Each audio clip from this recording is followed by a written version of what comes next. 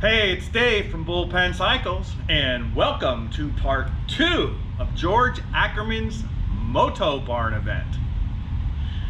Coming up, we're going to see the mini Moto Barn, or is it the Moto Mini Barn? It's for mini bikes. I know you all been clamoring for mini bikes. Then we're going to hear from Warren Reid.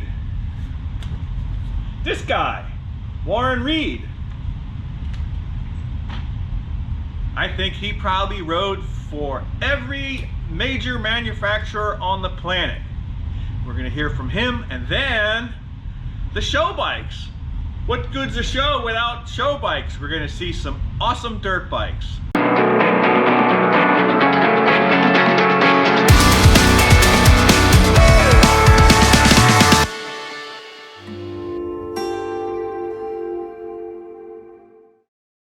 But first, I have some housekeeping to do. So last week's winner, the comment I read online, didn't claim his prize. So we have a new winner for this week. Same prize, you get a blue Bullpen Cycles t-shirt. And I fixed the link, by the way, on our website. Today's winner is Jason G. 5498, who commented last week. He wrote ATK content. Ooh, that's a little hard to say. ATK content. Woohoo, he says. So he gets the award because he commented last week on this week's video. I didn't have ATK content last week. That's coming up this week, and hopefully the video turns out. Anyway, thanks, Jason. Send me your address and your t-shirt size, large, extra large, or 2XL, and I'll ship that out to you. And remember, I pick a comment every episode. That's a new feature now. I won't always give t-shirts, but I'm gonna give something away to next week's winner. So we got the show bikes over there, but I have to show you this.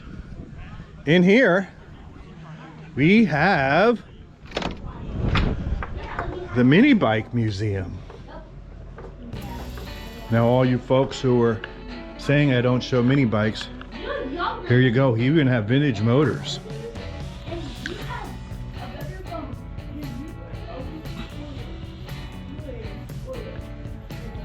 Easy Rider, Hackensack, New Jersey.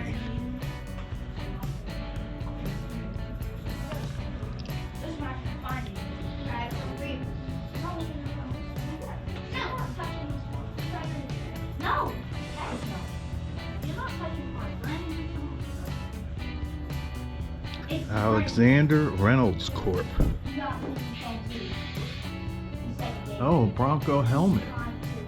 I didn't know they made their own helmets. That's from Bronco mini bikes. Oh, you want to see me? You want to see me take off the case?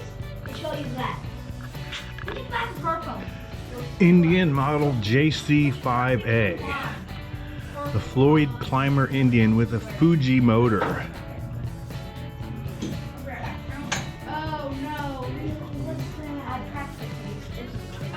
No, these things have a name. I forget what they are. They're sort of a thing. These choppers with the Hodaka motor. I guess maybe it's a Bonanza. How about a mini mannequin with Husqvarna mini clothes? Camel Pro motocross jacket. See, it's amazing how the simplest thing that's old that you would have thrown out, like that, or you'd throw that out, you just, if you saved it and put it on the wall, now it's vintage.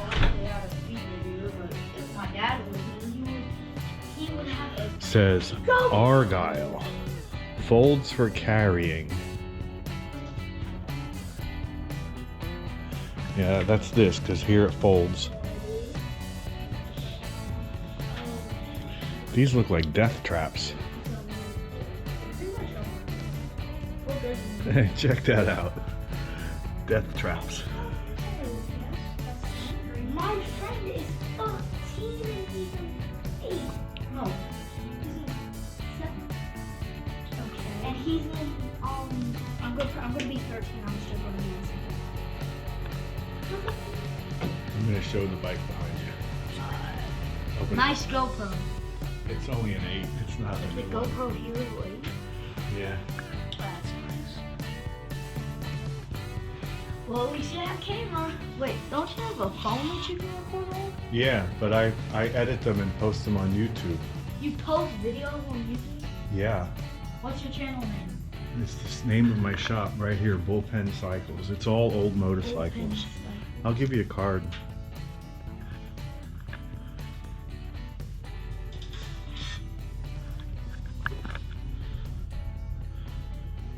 Oh, I found it. Let's see how many subscribers you have. Tell me, is it good or bad? I have, what, 8,500 or so? 8,000 maybe, I don't know exactly. He has 8,000! Is that a lot? Yes! Well, I know people that have 1 million. 8,077. It's all old motorcycles. No way! Here, this is mine. Okay, he's got the case for it. Oh, man. Here, this is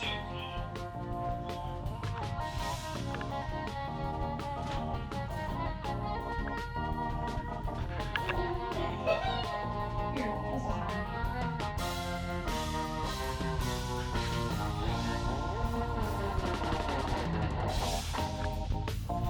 Gary Bailey, what's he riding there?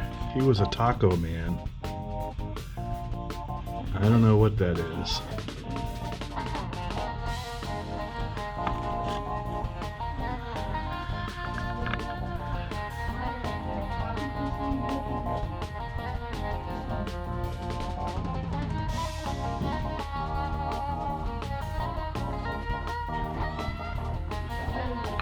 Randy Renfro, 1986.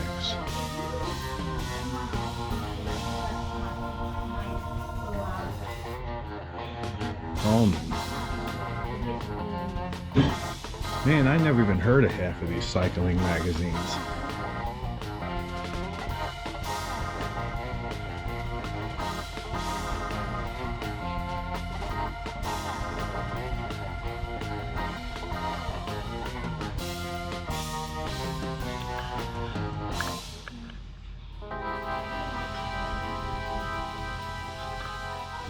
But yeah, after I broke my leg, I pretty much polished it off really quick. So I'll give you $20 if you suck that down right now. All of it. we can take a minute. Don't tempt me. We can chip in on that. First off, I want to thank George and Sharon, Mark and Tommy. Thank you guys. This is awesome. This is a lot of fun. One of the things I think is we get older. I didn't think like this, you know, in my 30s and 40s, but probably by my late 50s, I started thinking more as, you know, putting some of this stuff, you know, for just the, you know, the posterity, for the history of the sport, you know, recording it down or talking to people and keeping it there, because it's, and just to speak to like what Barry was talking about, one thing about that motocross did for all of us is it made us all better at everything else we do. It's one of the few sports, I think, that really does that. You know, a lot of sports teach character and different things, but what motocross did was there wasn't, they would have events, but nobody organized it for you. There wasn't a coach that had the team that was with the Little League and had a whole, you know, process and everything to it. If you were going to be a motorcycle racer, and especially a motocross racer, you already had to like it.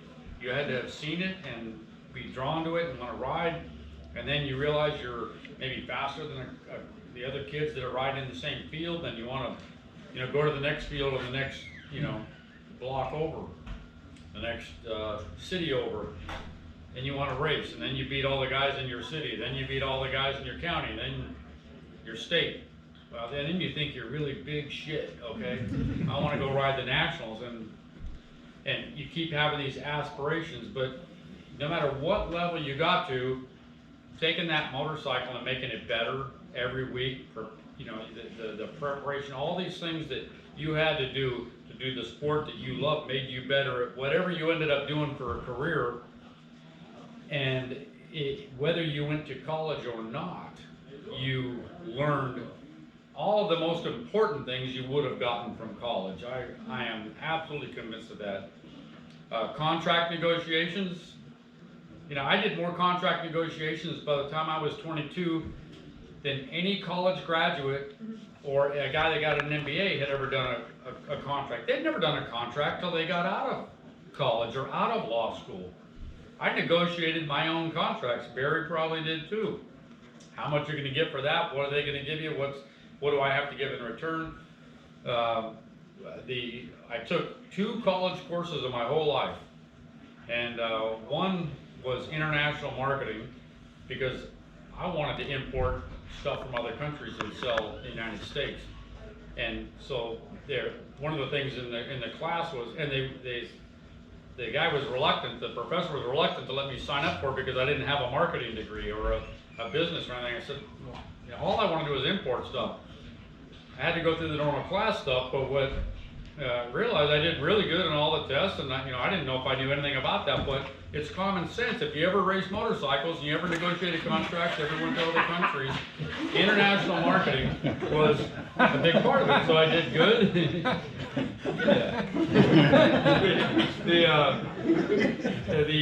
And the other bicycles, they weren't Stingrays.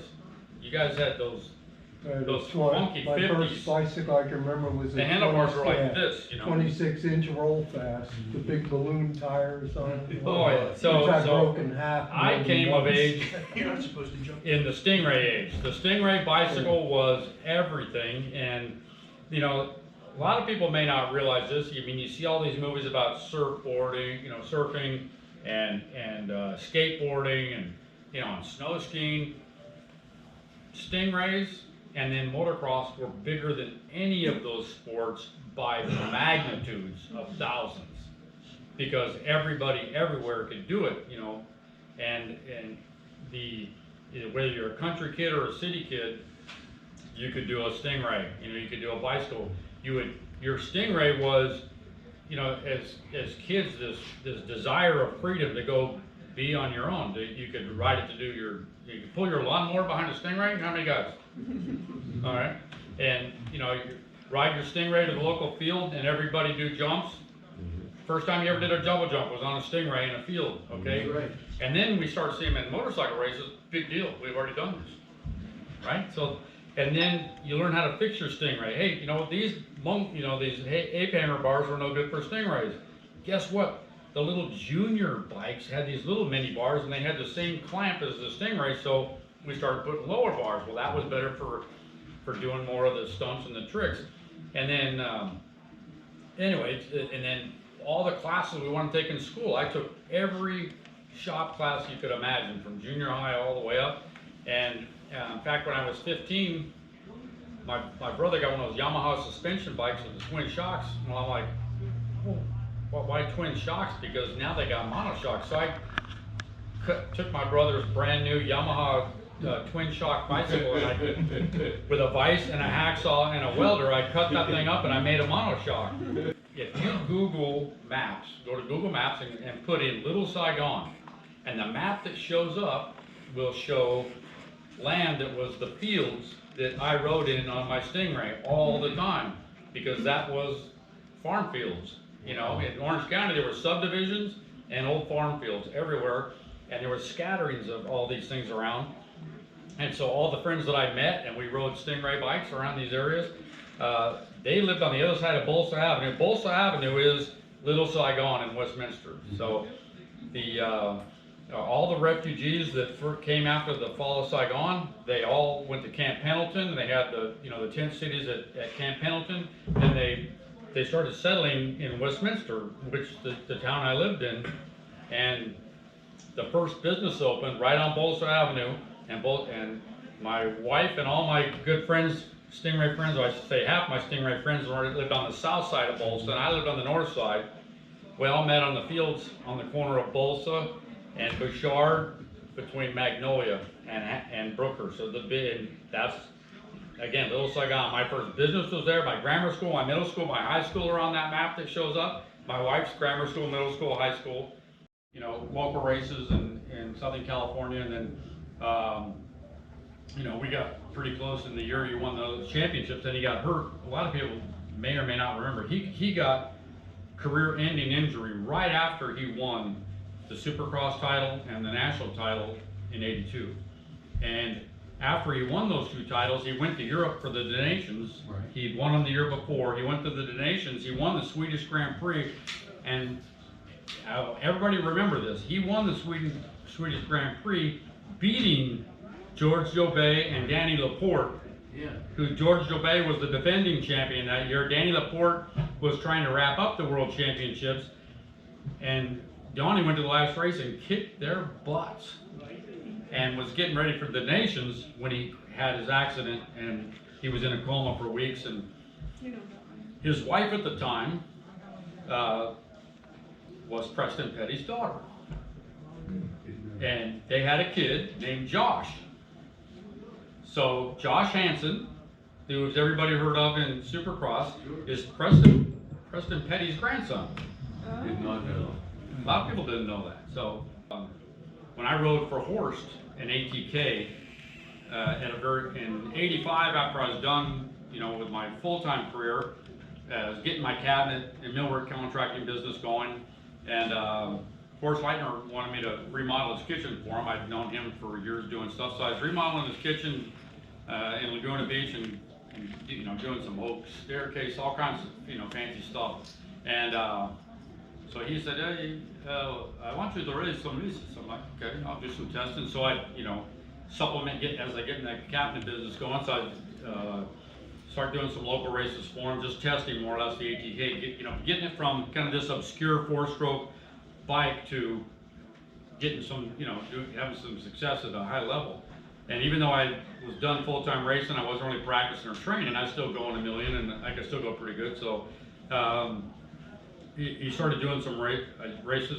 So I ended up, and I've told maybe this before, but I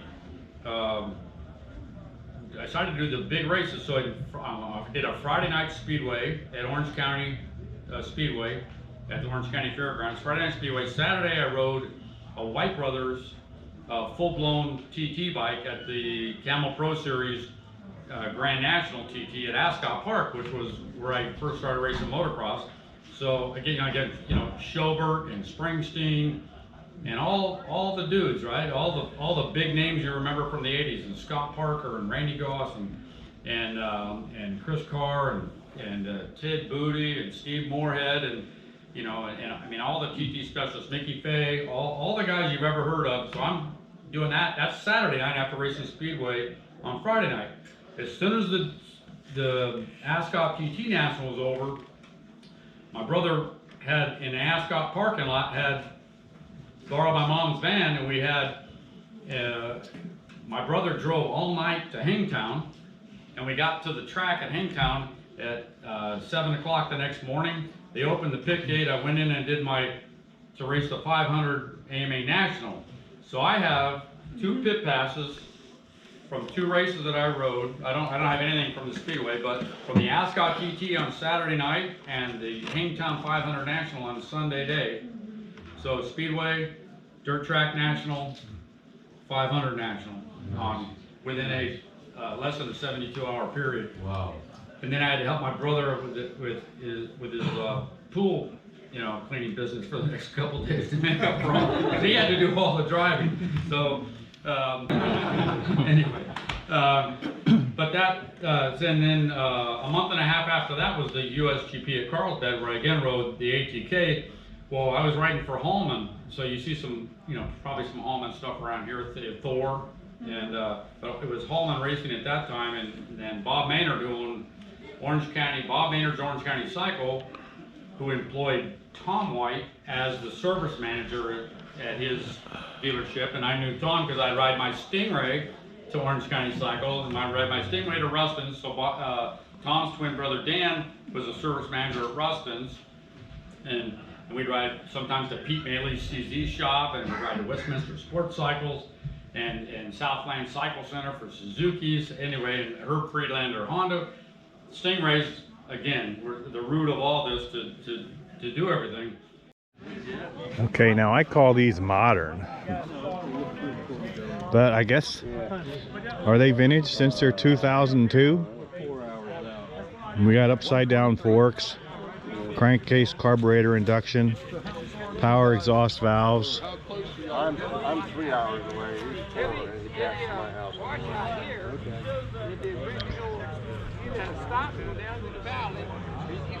Ricky Carmichael, rider. CR 250R replica, 2002. Now, do it for where I'm at. That's really clean. This is, here, Rick, you even get a Carmichael sticker. This is newer than anything I would be familiar with.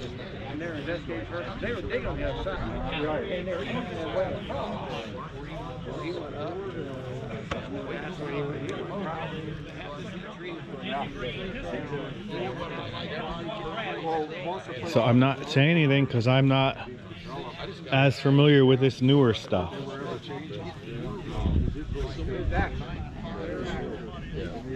But this has conventional forks. Then it's air, no, it's water cooled.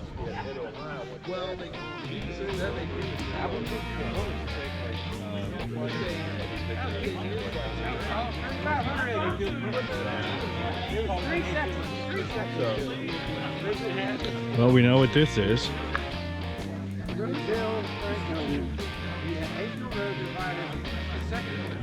East Coast Mako.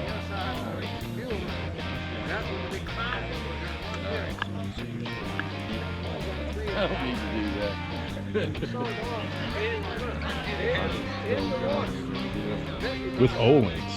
Yeah, this is John's right here. Nice. That's coming in the end of the year.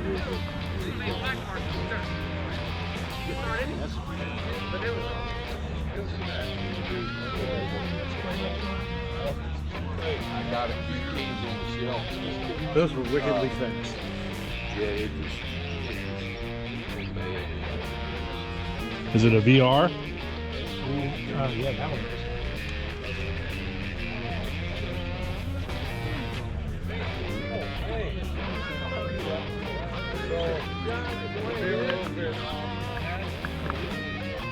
White Oak MX Park, Fredericksburg, Virginia. Is that still there?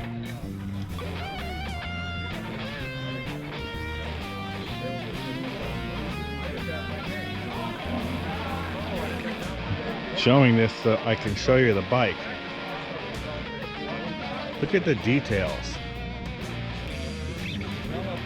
Cable holder for the clutch.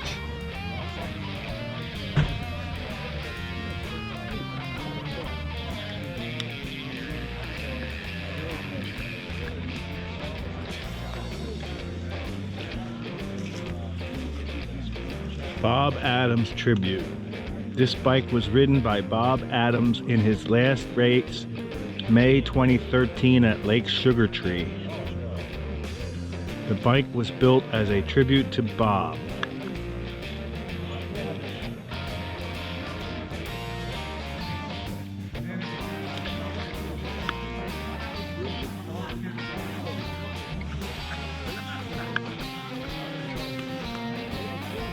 Oh yeah, it's not black, it's metallic brown. That's very pretty.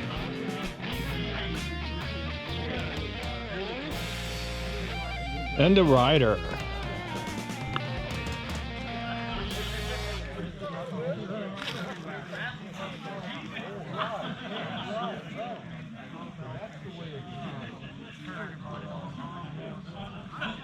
That actually looks pretty right, even though it's a little bit weathered. Here you don't see these much.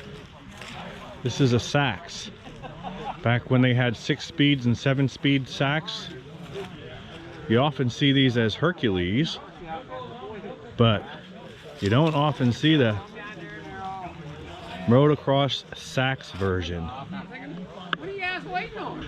with vintage Fox air shocks.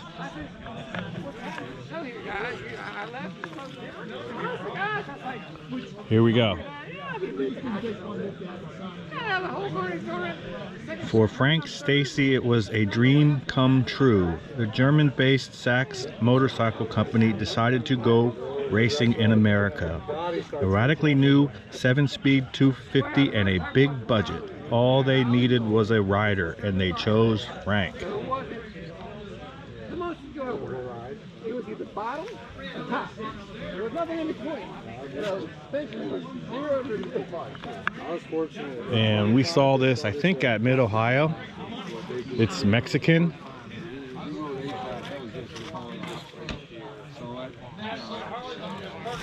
I thought it was old. I actually had a 25. I thought it was done.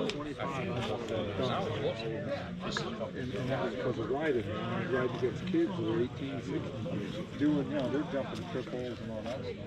I like to jump, but that stuff was still a little bit out there. And we did a video on this bike. If you saw it on our channel, this is the bike I acquired as a project.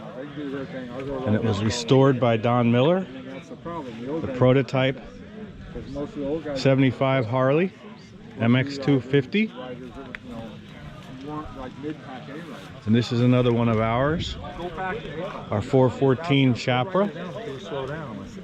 You saw when I bought this at Kissimmee at a car auction.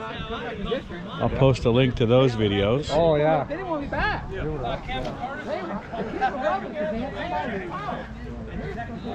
This is looking modified to me. Or did they come with that swing arm? It almost looks like it's a little bit longer. This looks like it might be a big bore.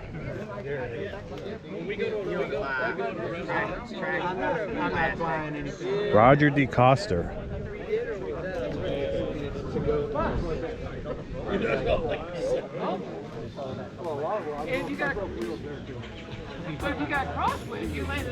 I wonder if that's a works bike.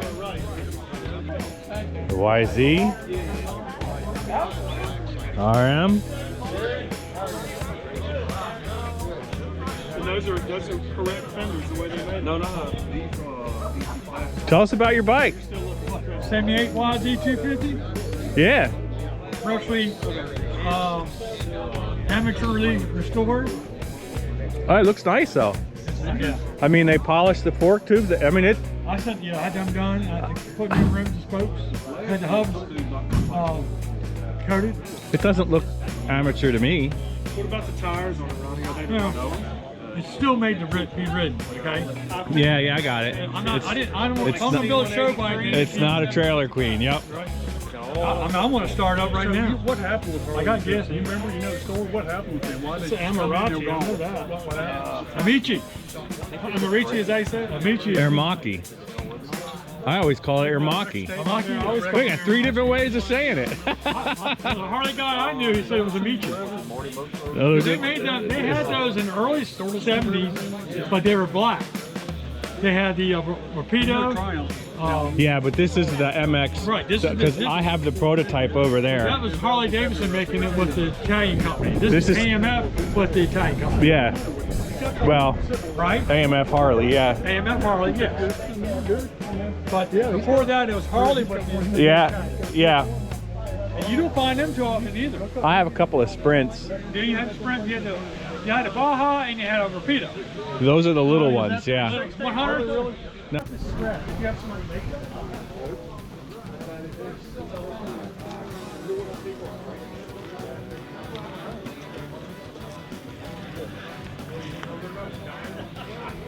Look at the vinyl wrap tank. That's sort of cool. Milk crate.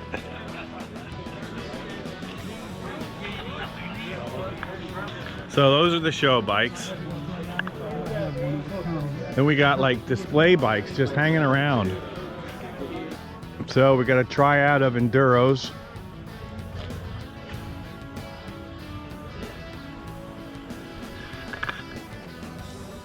With vintage water bottles.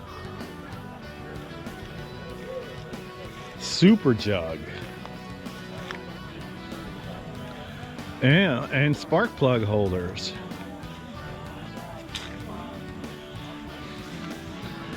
And I don't know what that is. They both have them.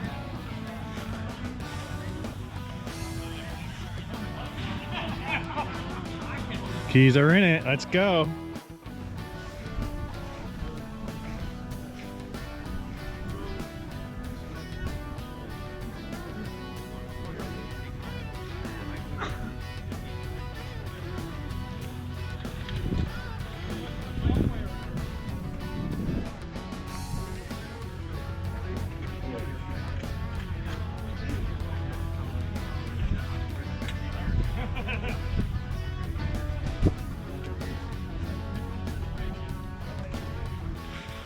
One's an RTL, whatever that is,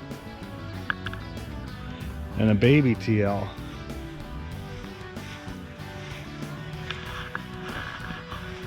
I think that's it. Now we just wait for the awards. I want to take some pictures. You get that. This is out of the Randy Renfro collection. Oh, You can't buy these hats here. Top 3 podium hats from his road racing. cool. I'll Back put in one the on my 80s and mannequin in the 90s. shop. And That was for the other Montesa. How many times do we have to look at you and say that? I'm sorry. One more time, two or three more times, who knows?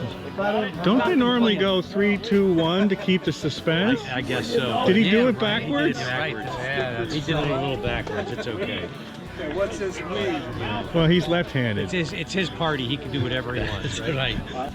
It's a Honda CR250 73 R4, and it's over here at the trailer. Oh, that's Bob's. Where is Bob Loeb. Oh, at the trailer. Yeah, he put it all the way in the back. He parked his vehicle there last night. He stayed here overnight. Was it the Elsinore? Yeah. Okay, the silver and green Elsinore. Yeah. Okay, I got it. Next week coming up, we have the Glenn Curtis Motorcycle Show, the first annual. So I don't know if the show is going to be any good. I was never there. Nobody was ever there. It's the first time. We're going down to Miami Springs Saturday to check it out. So like, subscribe, ring the bell, follow, tie a string around your finger, whatever. You won't want to miss that. And it might be the last video for a little bit because I do have my surgery coming up. They're giving me a bionic foot, so maybe I'll race faster. Anyway, thanks for watching and putting up with all this garbage. Good day.